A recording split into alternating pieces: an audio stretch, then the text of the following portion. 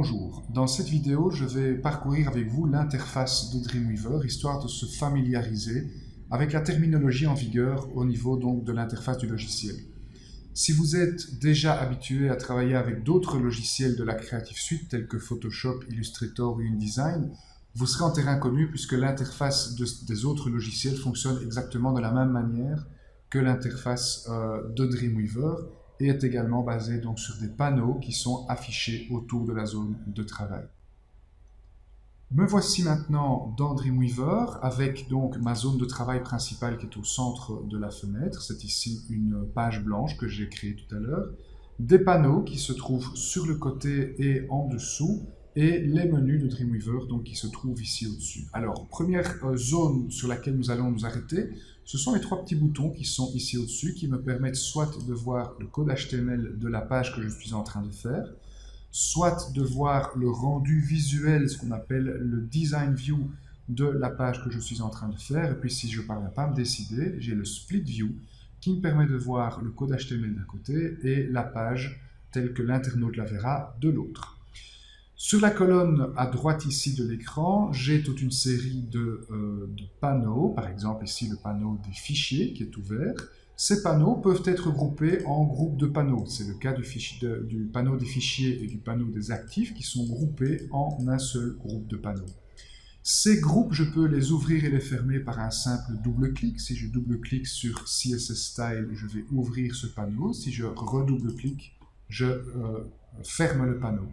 Je peux faire ça avec le panneau fichier également, donc fermer, ouvrir, et ainsi adapter l'interface de Dreamweaver à la situation qui se présente à moi à un moment bien précis. C'est la même chose pour le panneau des propriétés qui se trouve ici dans le fond. Je peux double-cliquer sur sa petite étiquette pour le fermer ou redouble-cliquer pour l'ouvrir.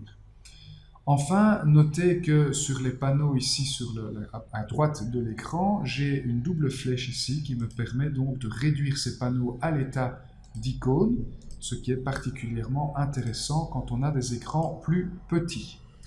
Alors, certains panneaux de Dreamweaver ne sont pas par défaut affichés dans l'interface de Dreamweaver. Pour cela, nous allons nous rendre dans le menu Windows, dans le menu Fenêtre, dans la version française. Et dans ce menu, nous avons la liste intégrale de tous les panneaux disponibles dans Dreamweaver. Un des panneaux qui n'est pas affiché par défaut, c'est ce panneau des transitions CSS. Eh bien, pour l'afficher, il suffit de cliquer dessus et le voilà donc qui apparaît à l'écran. Vous constatez que ce panneau s'affiche sous forme de panneau flottant, il n'est pas attaché avec les autres, mais je peux évidemment prendre ce panneau et l'attacher éventuellement, comme ceci, à un groupe existant. Je peux aussi prendre un panneau existant et le rendre flottant, c'est le cas ici de ma barre d'insertion, que je vais d'ailleurs intégrer ici dans la partie supérieure de ma fenêtre. C'est comme ça que je suis habitué à travailler. Vous constatez que l'interface de Dreamweaver est extrêmement flexible et pourra s'adapter sans aucune peine à toute une série de situations à laquelle vous serez confronté lorsque vous fabriquerez vos sites.